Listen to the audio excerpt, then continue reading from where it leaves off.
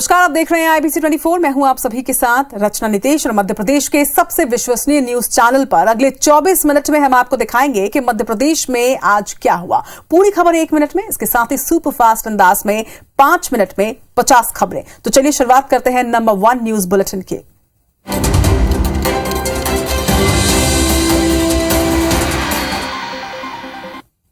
और आज सबसे पहले बात विधानसभा के मानसून सत्र की। मध्य प्रदेश विधानसभा के मानसून सत्र का दूसरा दिन विपक्ष के हंगामे की भेंट चढ़ गया। पोषण आहार में घोटाले का आरोप लगाते हुए कांग्रेस ने सदन के बाहर और भीतर जमकर हंगामा किया। वहीं सरकार ने विपक्ष पर भ्रम फैलाने का आरोप लगाते हुए उल्टा कांग्रेस को ही घेर लिया। देखिए रिपोर्ट।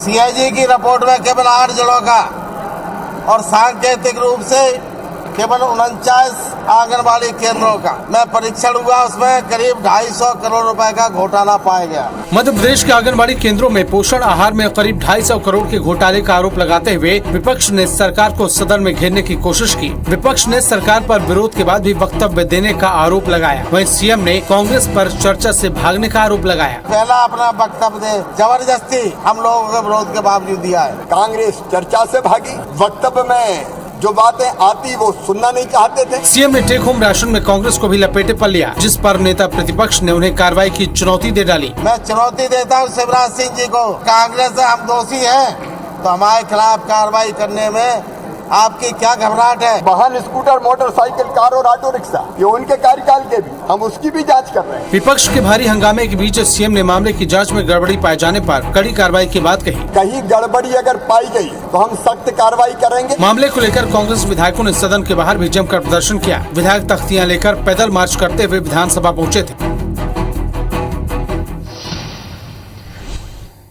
मध्य प्रदेश विधानसभा में दूसरे दिन की कार्रवाई की शुरुआत हंगामे के साथ हुई। मंत्री गोपाल भार्गव और पूर्व मंत्री बाला बच्चन के बीच तीखी बहस भी हुई। वहीं नेता प्रतिपक्ष ने बीजेपी विधायक पर कांग्रेस विधायक के साथ धक्का मुक्की करने और मारपीट का भी आरोप लगाया। एमपी विधानसभा में दूसरे दिन की कार्यवाही की शुरुआत ही हंगामेदार रही। दरअसल कांग्रेस विधायक नारेबाजी करते हुए तख्तियां लेकर सदन के भीतर जाने की कोशिश कर रहे थे, लेकिन पुलिस ने उन्हें रोक लिया। इस पर कांग्रेस विधायकों ने पुलिस पर बदसलूकी और कॉलर पकड़ने का आरोप लगाया, जिसके बाद सदन में जमकर हंगामा हुआ। विपक्ष और सत्ता पक्ष के बीच तीखी बहस हुई। आज हमारे विधायकों को जब तख्ती लेके आ रहे थे, गेट पे रोका गया। इस तरह लोकतंत्र की हत्या दिन प्रतिदिन की जा रही है, तो आज सदन में जबरदस्त तरीके से प्रतिपक्ष ने विरोध किया। वहीं संसदीय कार्य मंत्री ने प्रदर्शन पर तंज कसा। गोविंद सिंह जी से अपेक्षा है कि वो उस गर्मी को बना के रखें। ये वही गर्मी थी कि वो जानते थे कि अगर शिवराज सिंह जी ने बोल दिया तो फिर सारी की सारी कालिख उनकी तरफ आ जाएगी। विधानसभा अध्यक्ष गिरीश गौतम ने मामले की जांच कराकर 2 दिन में रिपोर्ट सदन में पेश करने को कहा है। उन्होंने विपक्ष के विधायकों को अलग से कक्ष में आकर बात करने को भी कहा। इधर श्योपुर के कूनो पालपुर में चीतों की शिफ्टिंग को लेकर कांग्रेस लगातार सरकार को घेर रही है। अब नेता प्रतिपक्ष गोविंद सिंह ने पीएम मोदी को पत्र लिखकर जिले में कुपोषण का जिक्र किया। कांग्रेस ने श्योपुर जिले में आई बाढ़ को लेकर भी प्रधानमंत्री के कार्यक्रम का विरोध करने का ऐलान कर दिया। इस पर एक रिपोर्ट दिखाते हैं। श्योपुर के कूनो पालपुर में अफ्रीकी चीतों की शिफ्टिंग को लेकर कांग्रेस लगातार अपना विरोध दर्ज करा रही है। कांग्रेस पहले जिले में कुपोषण खत्म करने के लिए काम करने की पैरवी कर रही है। इस सिलसिले में नेता प्रतिपक्ष गोविंद सिंह ने पीएम मोदी को चिट्ठी लिखी है, जिसमें उन्होंने जिले में कुपोषण का जिक्र करते हुए उम्मीद जताई है कि उनके भाषण में कुपोषण खत्म करने के लिए भी घोषणा होगी। मध्य प्रदेश में सबसे ज्यादा कुपोषण है और करोड़ों रुपए का बजट प्रतिवर्ष आता है। 2 माह पूर्व भी एक बच्चा कुपोषण कार्य उसकी मौत हुई और करोड़ों रुपए आखिर जा कहाँ रहा है। दूसरी तरफ पीएम मोदी के कार्यक्रम का विरोध करते हुए कांग्रेस ने श्योपुर में 17 सितंबर को शोक दिवस मनाने का ऐलान किया है। जन्मदिन और चीता की बात नहीं करता हूँ, मैं दुख में हूँ और मैं शोक मनाऊंगा। 17 तारीख को मैं खुद और मेरी कांग्रेस दुख का शोक मनाएंगे। पीसीसी चीफ कमलनाथ भी कह चुके हैं कि श्योपुर प्रदेश का सबसे कुपोषित जिला है। ऐसे में सरकार को इवेंट से पहले कुपोषण दूर करने पर ध्यान देना चाहिए। एमपी के जंगलों में अब चीतों के बाद जिराफ और जेब्रा भी दिखाई देंगे। वन मंत्री विजय शाह के मुताबिक इसके लिए अमल भी शुरू कर दिया गया है। मध्य प्रदेश के जंगलों में वन्य प्राणियों के रहने के लिए उच्च स्तरीय अनुकूल माहौल बताया गया है। श्योपुर के कूनो नेशनल पार्क में चीतों की शिफ्टिंग होने के बाद अब प्रदेश के जंगलों में जिराफ और जेब्रा को भी बसाने के प्रोजेक्ट पर काम शुरू हो गया है। यानी अब बाघ, शेर, चीतों और हिरण के अलावा सैलानी जिराफ और जेब्रा को भी नजदीक से देख सकेंगे। पीएम मोदी के 17 सितंबर को कूनो नेशनल पार्क में चीतों की सौगात देने के बाद इस प्रोजेक्ट पर तेजी से काम होगा। केवल चीते ही नहीं, साउथ अफ्रीका से लाएंगे, वहाँ के जानवरों का बिहेवियर देख कर आए हैं और हमें लगता है कि हम जिराफ और जेब्रा भी वहाँ से ला करके हमारे भोपाल में रख सकते हैं। उसके लिए भी हमने कानूनी कार्रवाई शुरू कर दी। वन मंत्री की दलील है कि मध्य प्रदेश के जंगलों में सभी तरह के प्राणियों के रहने के लिए अच्छा माहौल है। यही वजह है कि जिराफ और जेब्रा भी लाए जा रहे हैं। मध्य प्रदेश के जंगल दुनिया में सबसे अच्छे जंगल हैं। हम उसको वर्ल्ड क्लास बनाए रखें। हम आज भी दुनिया में टाइगर स्टेट है। जाहिर है चीतों के आने के बाद जेब्रा और जिराफ के भी आने से पर्यटन उद्योग में और तेजी आएगी। बीजेपी प्रदेश अध्यक्ष वीडी शर्मा ने भोपाल जिला बीजेपी की बैठक ली और इस दौरान उन्होंने पार्टी कार्यकर्ताओं की तारीफ करते हुए प्रदेश संगठन में भोपाल के कार्यकर्ताओं को आइडियल बताया है। बैठक में राजनीतिक प्रस्ताव भी पास किया गया। इस पर एक रिपोर्ट दिखाते हैं। मध्य प्रदेश के अंदर हुआ है, उसका श्रेय मित्रों किसी को जाता है तो वो भारतीय जनता पार्टी का बूथ का कार्यकर्ता, जिसने बूथ के सशक्तिकरण में भूमिका निभाकर भारतीय जनता पार्टी का जो काम किया और भोपाल के अंदर तो इतिहास बना है। भोपाल बीजेपी की बैठक लेने के बाद प्रदेश अध्यक्ष वीडी शर्मा ने कार्यकर्ताओं की तारीफ में कसीदे पढ़े। उन्होंने जिला बीजेपी कार्यकर्ताओं को आदर्श बताया। वीडी शर्मा ने ये तक कहा कि पार्टी की हार जीत के पीछे कार्यकर्ता ही होते हैं। तो उसका श्रेय किसी को जाता है तो कार्यकर्ताओं की मेहनत को जाता है। इस दौरान उन्होंने 51% वोट शेयर बढ़ाने के लिए सभी कार्यकर्ताओं को मिलकर काम करने की नसीहत दी। साथ ही बूथों पर लगातार सक्रिय रहने को कहा। टीम स्पिरिट के साथ हम सब लोग काम करते रहे। सारी विधानसभाओं को भी भारतीय जनता पार्टी से बहुमत से जीत करके इस भोपाल के अंदर आपके नेतृत्व में ध्यान रखेंगे। वीडी शर्मा ने जिले के पदाधिकारी को मंडल की बैठक लेने पर जोर भी दिया। भोपाल के बिलाबोंग स्कूल की बस में मासूम से दरिंदगी के आरोपी और सह आरोपी को जिला कोर्ट ने जेल भेज दिया है। आज एबीवीपी ने भी घटना के विरोध में प्रदर्शन किया, तो वहीं दूसरी तरफ मुरैना में 3 साल की बच्ची से रेप के आरोपी को पुलिस ने गिरफ्तार कर लिया है। वहीं बुलडोजर चलाकर आरोपी का मकान भी जमींदोज कर दिया गया। प्रदर्शन की ये तस्वीरें भोपाल की है, जहां 3.5 साल की मासूम से स्कूल बस में हुए दुष्कर्म की घटना के विरोध में एबीवीपी कार्यकर्ताओं ने बिलाबोंग स्कूल के बाहर प्रदर्शन कर पुतला फूका। इधर आरोपी ड्राइवर हनुमंत जाटव और उसकी महिला सहयोगी को कोर्ट ने जेल भेज दिया है। गृह मंत्री की माने तो पुलिस स्कूल प्रबंधन की भूमिका की भी जाँच कर रही है। तत्काल पुलिस ने कार्रवाई करी, आरोपी हिरासत में ले लिए गए हैं और जो प्रबंधन है वो भी जांच के दायरे में लिया गया है। दूसरी तरफ मुरैना में भी 3 साल की एक मासूम से दुष्कर्म के मामले में पुलिस ने आरोपी को गिरफ्तार कर लिया है। घटना के बाद प्रशासन ने बुलडोजर के जरिए आरोपी का मकान भी ढहा दिया और आरोपी की शीघ्र गिरफ्तारी के लिए हम लोगों के द्वारा तुरंत टीम रवाना कर दी गई, जिसमें आरोपी की गिरफ्तारी हुई। आरोपी बानमौर थाना इलाके के फूलपुर गाँव का रहने वाला है, जिसने मंगलवार देर रात बच्ची को खेलने के बहाने झाड़ियों में बुलाकर वारदात को अंजाम दिया था।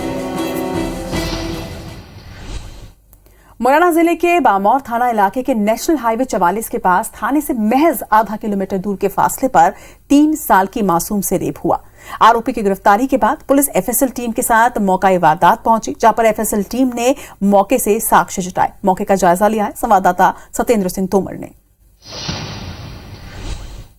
3 वर्षीय नाबालिग बच्ची के साथ दुष्कर्म के मामले में दिखाना चाहूँगा कि पुलिस किस तरीके से पूरे उसकी सर्चिंग कर रही है और तलाश कर रही है। कोई अहम चीज़ें या कोई अन्य जो बिंदुएं या सामान है कुछ मिले पुलिस को, तो लगातार देखा जाए कि इस घटना को लेकर पुलिस काफ़ी गंभीर बनी हुई है और बामौर के जो पुलिस के स्टाफ हैं वो सभी लोग यहाँ पर हैं और पूरी स्पष्ट तौर से एक एक बारीकी बिंदु से, चूँकि बच्ची यहाँ पर अपनी माँ को बताकर शौच के लिए आई हुई थी और आरोपी है वो यहाँ पर उसको लेकर आया था। लगातार ये सर्चिंग की जा रही है, तो कुछ ऐसा कोई बिंदु या कुछ साक्ष्य मिल रहे हैं क्या पुलिस को अभी? हाँ, अभी तक कलेक्ट हुए हैं उनका, वो आरोपी का कुछ दस्तावेज, वो इम्पोर्टेंट दस्तावेज हैं। कुछ अहम ऐसे साक्ष्य हैं जो मिले हुए हैं, उनको पुलिस द्वारा जब्त किया गया है और उसको लेकर पूरी कार्रवाई की जाएगी। देखा जाए तो पुलिस ने 12 घंटे के अंदर पूरे इस मामले को ट्रेस किया है। सत्येंद्र सिंह तोमर, IBC 24 मुरैना। आईपीएस अफसर ऋषिकेश मीना से बदसलूकी के मामले में पुलिस ने 10 मेडिकल छात्रों पर नामजद एफआईआर दर्ज की। पुलिस ने मेडिकल हॉस्टल में दबिश देते हुए 4 छात्रों को हिरासत में लेकर उनकी कार भी जब्त कर ली। वहीं पुलिस ने गजरा राजा मेडिकल कॉलेज प्रशासन को भी छात्रों की करतूत से अवगत करवाया है।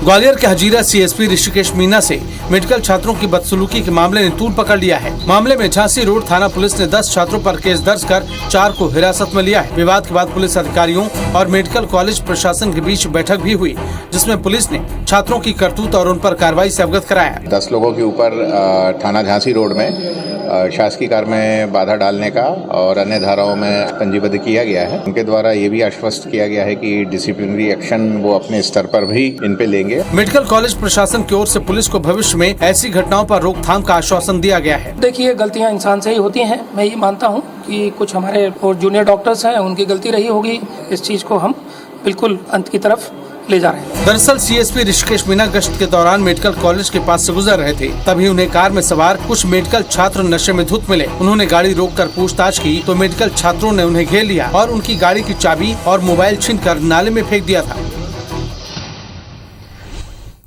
खरगोन में एक बार फिर से पुलिस ने देशी पिस्टल और कट्टा बनाने की फैक्ट्री का फांडाफोड़ किया है। कार्रवाई के दौरान 50 लाख कीमत के 70 अवैध हथियार भी जब्त किए गए हैं। वहीं खरगोन पुलिस की ये अब तक की सबसे बड़ी कार्रवाई मानी जा रही है। देखिए रिपोर्ट। टेबल पर सजा असलहों का ये जखीरा खरगोन जिले के सिगनूर और धुलकोट गांव से जब्त किया गया है। 8 थानों की पुलिस ने डीआरपी लाइन के बल, डॉग स्क्वाड और मेटल डिटेक्टर के साथ अवैध हथियार बनाने वाली फैक्ट्री पर दबिश दी। इस दौरान मौके से जहां 9 आरोपी हत्थे चढ़े, वहीं 70 अवैध देशी पिस्टल और कट्टे के साथ हथियार बनाने की सामग्री भी जब्त की गयी। 9 आरोपियों को गिरफ्तार किया है। इनके घरों से बड़ा सीजर हुआ है। टोटल करीब 70 इलीगल आर्म्स जब्त हुए हैं, जिसमें 58 पिस्टल है और 12 उसमें 315 बोर के देसी कट्टे हैं। पुलिस को अवैध हथियारों की बड़े पैमाने पर डिलीवरी की आशंका थी, लिहाजा पुलिस ने इस कार्रवाई को अंजाम दिया। जब्त हथियार आधुनिक तरीके से बनाए जाते थे, जिनकी बाजार में कीमत 1 से 1.5 लाख रुपए थी। अभी इन आरोपियों की पुलिस रिमांड लेके फर्दर इनके जो लिंकेजेस है, सप्लाई चेन है, उसके बारे में हम लोग इन्वेस्टिगेट करेंगे। जंगली इलाका होने के चलते पुलिस ने भारी बल के साथ दोनों जगहों पर दबिश दी। अब गिरफ्तार आरोपियों से हथियारों की सप्लाई को लेकर पूछताछ की जा रही है। देश का मिनी मुंबई अब सोएगा नहीं। जी हां, इंदौर अब 24 घंटे खुला रहने वाला शहर बन चुका है और उसका आदेश भी जारी कर दिया गया है। पहले चरण में बीआरटीएस कॉरिडोर के दोनों तरफ 100 मीटर के दायरे में व्यावसायिक गतिविधियां रात भर चालू रह सकेंगी। हालांकि शराब दुकान, पब और बार के रात में खुलने पर रोक रहेगी। इंदौर में पुलिस कमिश्नर सिस्टम लागू होने के बाद प्रशासन ने बड़ा फैसला लिया है, जिसके बाद अब इंदौर शहर 24 घंटे खुला रहेगा। निरंजनपुर चौराहे से राजीव गांधी चौराहे तक 11 किलोमीटर लंबे बीआरटीएस कॉरिडोर के दोनों ओर व्यावसायिक गतिविधियां रात भर चालू रह सकेंगी। इस रास्ते पर कई शॉपिंग मॉल भी हैं। हालांकि वाइन शॉप, पब और बार को रात में खोलने की इजाजत नहीं है। शैक्षणिक संस्थाएं भी इस दायरे से बाहर रहेंगी। इसके अलावा पुलिस पेट्रोलिंग बढ़ाई जाएगी। लाइट व्यवस्था भी करनी पड़ेगी, कैमरेज भी लगाने पड़ेंगे।